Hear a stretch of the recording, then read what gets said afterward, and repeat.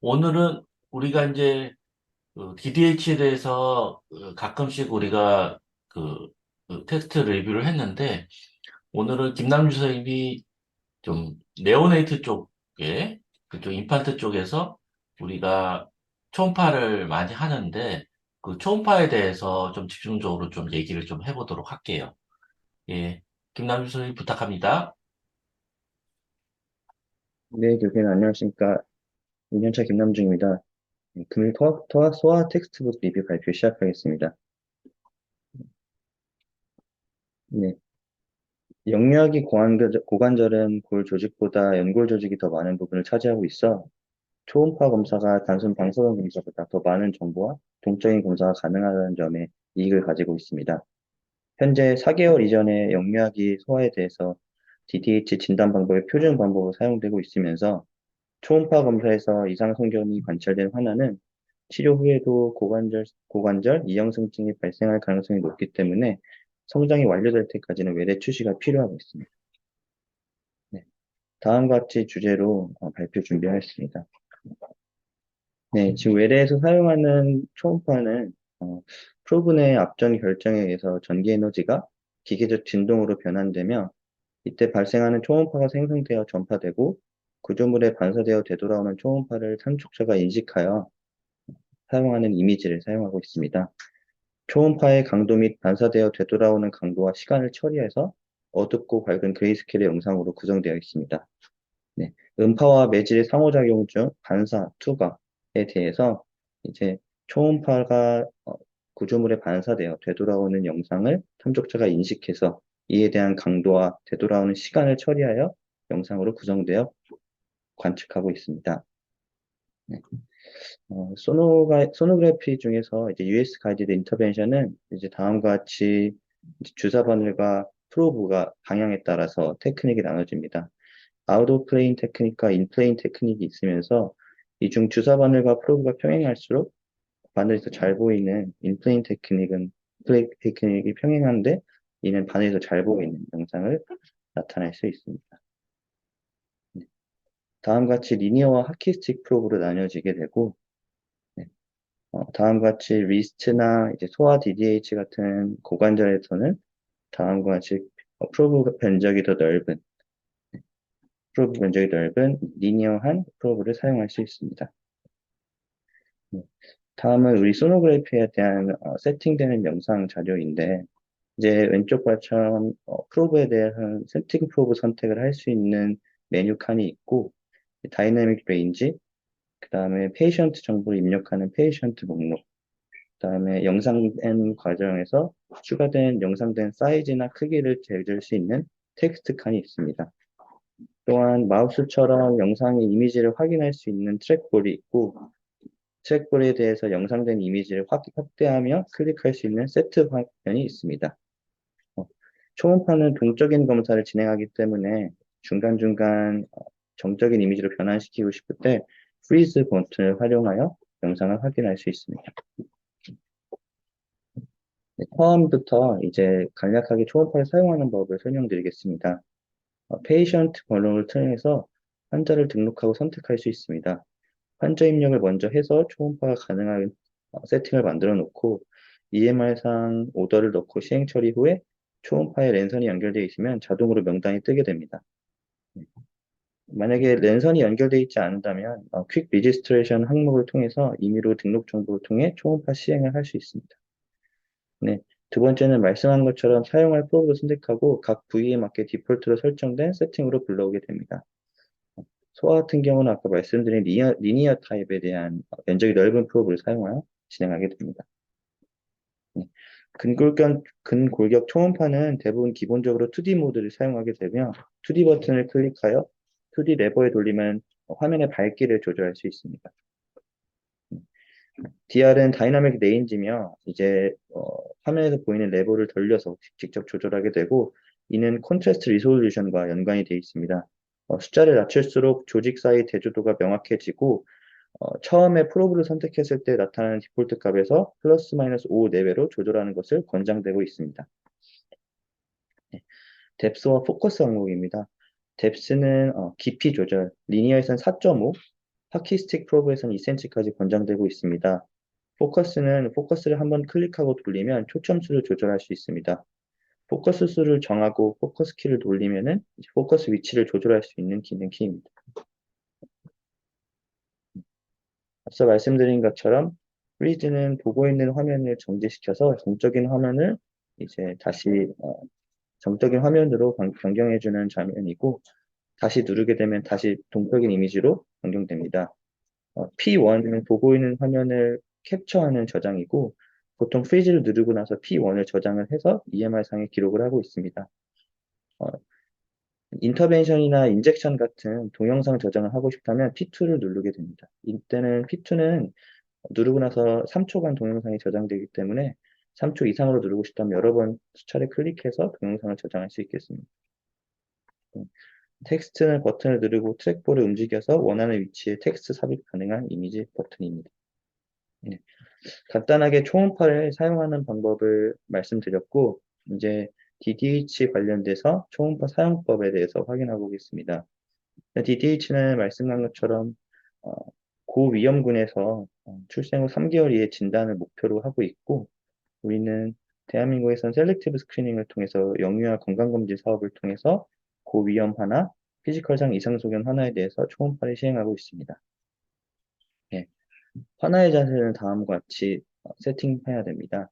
조용하고 어두운 조명 환경을 준비하고 특별한 베개를 이용한 츠과이 혹은 양화이 자세에서 테이프 미착용 기저귀를 유지한 상태에서 다음과 같이 포지션을 취한 다음에 초음파 검사를 시행하게 됩니다. 네. 탐촉자의 방향은 다음과 같이 금이 방향의 포지자가 빨간색으로 표시되어 있고, 이에 대해서 오리엔테이션을 하는 것이 중요합니다. 검사는 크게 정적 방법과 동적 방법이 있는데, 저희는 정적 방법에 대해서 먼저 설명드리겠습니다. 네, 일단은 초음파 해부학에 대해서 다음과 같이 해부학을 아는 것이 굉장히 중요합니다.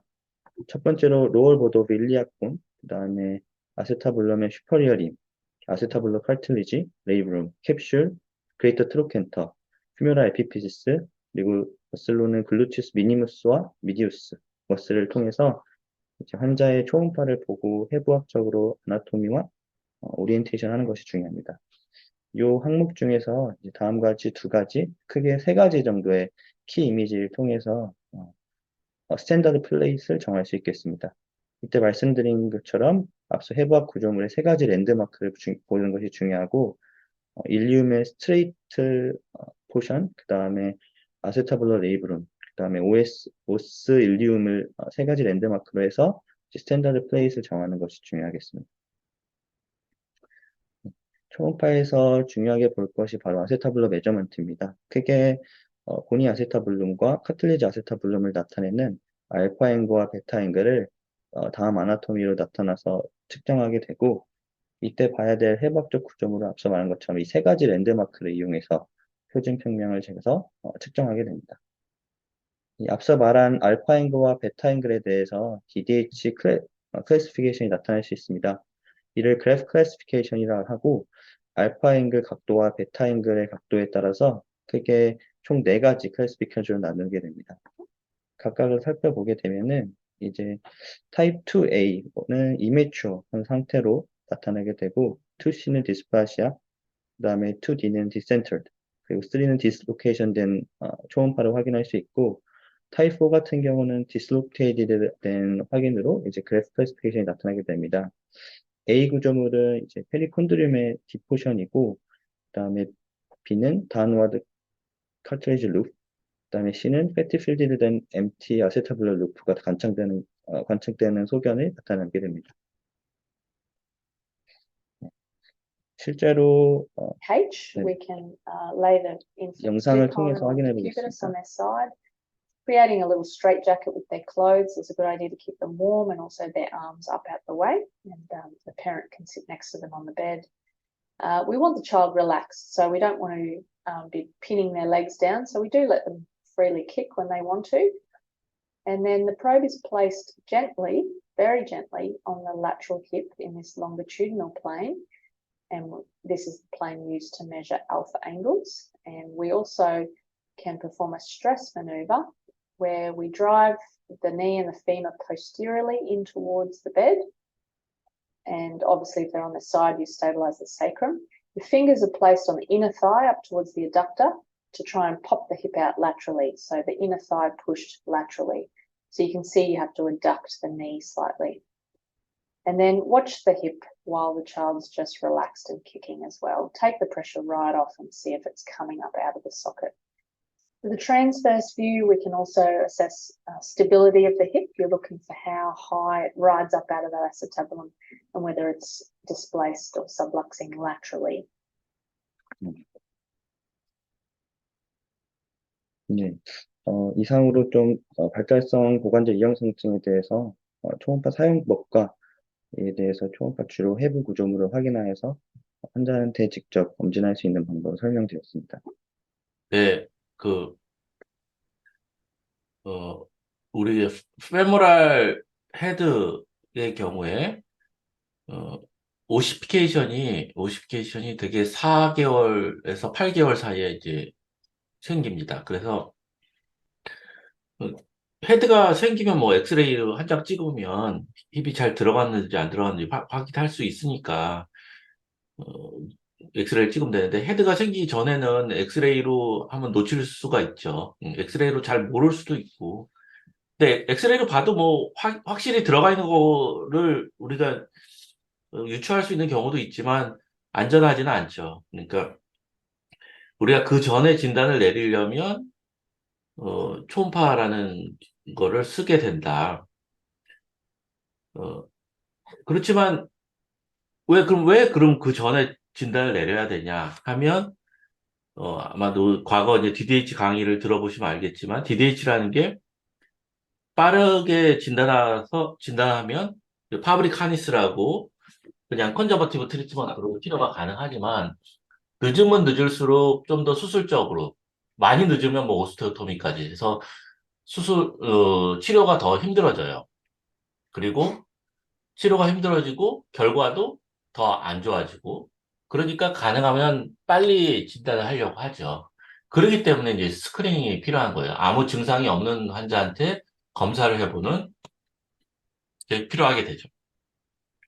그래서 이 스크리닝 방법이 초음파하고 사실 고관절 초음파 같은 경우, 소아 고관절 초음파 같은 경우, 어, 이게 이제 해보던 사람이 해봐야지 이제 누가 하든 해보던 사람이 해봐야지 잘 하게 됩니다. 전혀 안 해보던 사람이 하게 되면 뭐 잘 모르는 거고요. 그리고 이거에 대해서 트레이닝이 안 된 선생님들도 꽤 많고 그래서 오늘은 요거를 준비를 해봤습니다. 아까 터미널로지에서 좀 틀렸던 게 프롬 포지션이 앙와이예요. 양와이가 아니라 앙와이. 이렇게. 오늘 발표 깔끔하게 잘했고요. 몇 가지 문제를 좀 풀어보도록 하겠습니다. 여기 문제가 이게 있네. 한 명씩 풀어볼까? 정동재 선생님, 읽고 한번 답해 보세요. 네, 교수님 1년차 정문제입니다. 출생 당시 우측 발달성 고관절 이형성증으로 생후 7개월에 도수정복 및 고추장 석고 고정으로 치료하였다. 이후 1년마다 외래에서 방사선 사진을 촬영하며 외래 추시하였다. 2세에 촬영한 방사선 사진 A와 근본 7세의 나이로 촬영한 방사선 사진 B이다. 다음과 같이 보이는 이유는 이거는 딱 이거하고 관련된 문제는 아닌데 한번 풀어봐요. 엑스레이가 잘 보이지가 않는다. 답은 2번 성장판 조기 유압인 것 같습니다. 이게 이제 이거는 잘 보이지는 않는데 이게 이 문제가 딱 좋은 문제 같지는 않아요. 딱 좋은 문제 같지는 않은데 DDH를 치료하고 나서 헤드 모양이 좀 다른 반대쪽하고 좀 다른 경우가 있어요. 그러면 그게 왜 그러냐 뭐 그렇게 얘기를 할 때 이제 뭐 여러 가지 뭐 다른 모양이 변하는 이유 뭐 그런 거에 대해서 이제 얘기를 할 때가 있는데 그럴 때 이제 흔히 많이 얘기하는 것 중에 하나가 이제 무혈성 괴사가 있는 거 아니냐, 뭐, 이렇게 얘기를 하기도 합니다. 근데 여기 지금 엑스레이가 딱 잘 보이지가 않아가지고 뭐라고 딱 얘기할 수는 없겠다. 요거 그냥 넘어가요. 다음, 네, 교수님. 초음파 문제는 없나? 홈파 문제는 따로 없었습니다, 교수님. 그래? 초음파 문제가 따로 없었어? 네. 어, 그래. 초음파 문제가 있을 텐데, 음, 다음. 그래. 이것도 오늘 문제는 아닌데, 그 다음.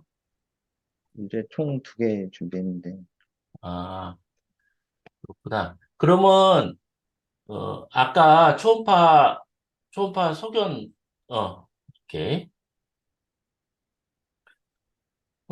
여기서, 음, 자, 1년차 한창현 선생님, 네, 교수님 1년 전 차연입니다. 음, 알파하고 베타를 좀 설명 좀 해볼까요?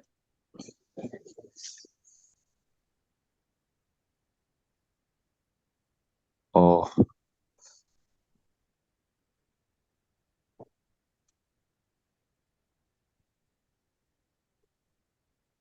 그, 알파 앵글이 높으면 좋은 거야? 낮으면 좋은 거야?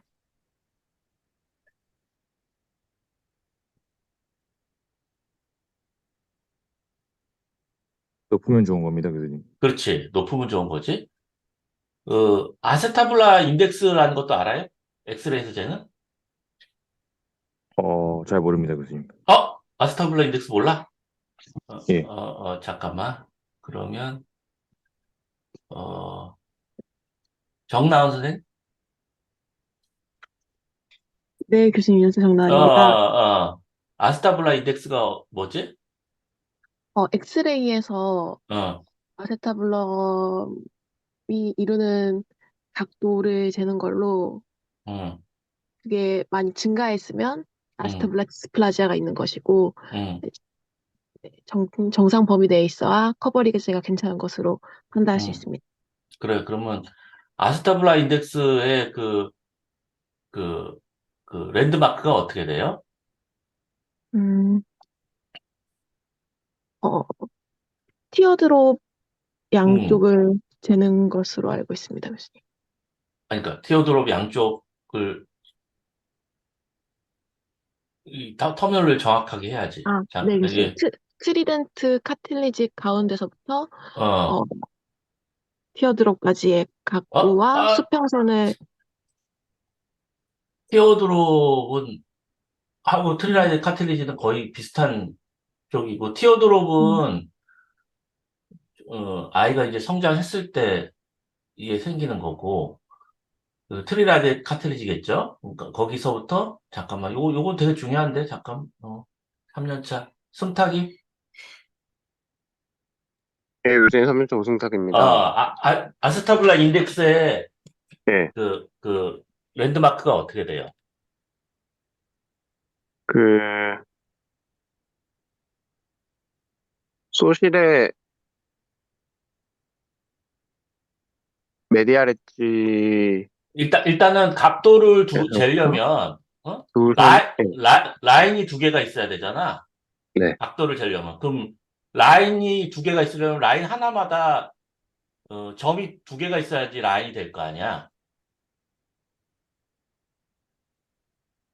네, 그 소실의 그래. 오케이. 다시 메, 해봐. 네, 아세타블라 소실의 메디알 엣지에서부터 그 라테랄 엣지를 잇는 선을 긋고 그리고 음, 펠비스의 호라이젠탈 라인을 그려서 두 선이 이루는 각도를 그러니까 펠비스 호라이즌탈 라인은 어떻게 긋나? 펠비스의 호라이젠탈 라인을 긋는 법이 음, 몇 가지가 있을 것 같은데 음? 여기서는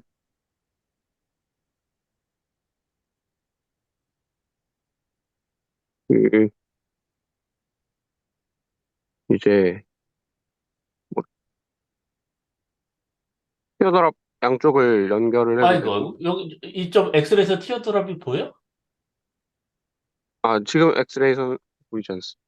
근데 AP 기준으로 설명을 소아에서는 네. 되게 어, 네오네이트나 한 살, 두 살 될 때 테오도롭이 없죠. 네. 뭐가 있어? 그 프리라데 카틀리지 어, 그러니까 이제 어떤 지식을 정확히 하려면 터미널을 정확하게 해서 이렇게 표현을 하면 정확하게 알게 되는 거예요. 그러니까 터미널을 잘 알아야 돼. 세진이가 한번 정리해 볼까, 그러면? 네, 교수님, 양쪽 힙에 트리라이트 카틸리지 가운데를 이제 힐겐 라이너 어, 라인을 했고, 그렇지. 아세타블라 루프를 어, 그 접선을 그어가지고 각도를 재면 되겠습니다. 이제 힐겔라이너, 그러니까 우리가 두 점을 트리라이트 카틸리지의 어떤 점이라고 쳐보래요. 양쪽 점을 잇는 거를 어, 펠비스의 호라이젠탈 라인으로 생각하고 거기에서 우리가 생각한 그 점하고 그 트리라이트 카틸리지에 있는 점하고 아세타블룸의 소시의 가장 라테랄 쪽에 있는 마진에 있는 점을 있는 점하고 이 선하고 그럼 선이 두 개가 나오죠. 그 선의 이제 각도가 되겠죠. 그러면 이 각도가 작을수록 루프가 좀 더 잘 덮여 있는 거고, 높을수록 루프가 잘 안 덮여 있는 게 되겠죠. 그러면 박사 선생님, 알파잉글하고 아스타블라 인덱스하고 관계가 어떻게 돼? 설명을 좀. 지금 알파 앵글을 나타낸 그림을 90도 오른쪽으로 돌리시면은, 음, 알파 앵글과 아세타블라 인덱스를 더하면 90도가 될 것 같습니다. 그렇지. 그러니까 딱 맞진 않지만, 이건 알파잉글이라는 거는 이쪽에, 이쪽, 그, 수평선이, 호라이젠탈 라인이 일리움이잖아요. 일리움이고, 여기 이쪽 아래쪽으로 내려오는 그런 직선, 그 선이 사실 아스타블라 루프를 얘기하는 거니까 그 아스타블라 인덱스를 이렇게 반대로 옆으로 이렇게 돌려놓은 사진이죠. 그래서 말했듯이 두 개를 더하면 딱 맞지는 않겠죠. 두 개를 더하면 90도 정도. 이게 전혀 정반대의 그런 개념이라고 생각하면 돼요. 그래서 아스타블라 인덱스가 적을수록 어, 디스플라자가 없는 거고 알파 앵글은 적을수록 디스플라자가 있는 거예요. 그리고 이제 전체적으로 봤을 때 힙이 그러니까 페모럴 헤드가 위로 올라갈수록 힙이 라테랄로 빠져 있는 거예요. 그래서 자, 김현수 다음 사진 봐볼까? 아니, 아까 그래프 1, 2, 3, 4 있는, 오케이. 보면 1, 2, 3, 4 이렇게 갈수록 페모럴 헤드가 위로 올라가 있죠. 위로 올라가 있죠. 그렇게 생각을 하면 그래서 일단 페모럴 헤드가 아래로 쑥 내려가 있으면 좋은 거고 여기 호라이젠탈 라인에 비해서 그게 일리움이니까 올라가면 올라갈수록 안 좋은 거고 그렇게 이제 생각을 하시면 됩니다. 그래서 대략 몇 퍼센트 동제? 네, 네, 교수님. 그래. 동제가 초음파를 이제 봤다고 쳐봐. 근데 각도를 딱 재봤어. 네. 그러면 그래도 몇 도 이상이면 좋을 것 같아? 클수록 좋다며. 알파 앵글 말씀하시는 거. 알파인드. 60도 이상이 좋다. 그래. 딱 그렇게 기억하면 돼요. 근데 잴 때마다 조금씩 다를 수도 있겠죠. 근데 60도 이상이면, 괜찮다. 이게 이제 의학적 지식입니다. 60도 정도면 괜찮다. 베타 앵글은 이제 덮여 있는 앵글이니까, 사실 알파 앵글이 커지면 베타 앵글은 줄어들 수밖에 없어요. 음, 그래서 되게 알파 앵글을 보게 되고, 환자가 와서 만약에 6주 정도의 초음파를 찍는 게 나는 베스트라고 생각을 하는데, 어, 우리가 이제 아까 잠깐 나왔죠. 글로벌 스크리닝이라고 하잖아요. 모든 환자를 다 초음파를 하는 게 제일 좋고, 그게 이제 제일 좋고, 이게 국가의 리소스가 좀 부족하다고 하면, 어, 위험한 환자 위주로 하는 게 좋겠죠. 그래서, 자, 그럼, 누구지? 박인영? 학연 네, 교수님. 선생님인가? 그래. 1차 파이널입니다. 그래, 그래. 리스크 팩터가 어떻게 되겠지? 옛날에 내가 강의를 좀 들었는지 모르겠는데, 리스크 팩터가 어떻게 되죠? 어떤 환자를 했으면 좋겠어? 환자가, 소아가 태어났어. 그럼 뭐, 아무것도 없잖아. 얘가 뭐, 질환이 있는지 없는지 다 모르잖아. 그러면, 예. 6주째 빠졌는지 안 빠졌는지 한번 초음파를 다 해보는 건 제일 좋은데, 독일은 그렇게 해요. 독일이나 오스트리아는 그렇게 하는데, 우리나라는 그렇게 하진 않아. 그런데, 그러면 어떤 근데 이제 좀 더 위험한 환자가 있을 거 아니야. 그러면 위험한 환자를 하면 더 좋을 텐데, 그러면 위험한 게 뭐가 있어? 인자가. 우선 그 하나가 브릿지 포지션으로 있는 음, 경우가 있을 수 있을 것 같습니다. 음. 그래. 오케이. 하나 했어. 브리치는 되게 중요한 인자입니다. 유빈우? 네, 교수님. 또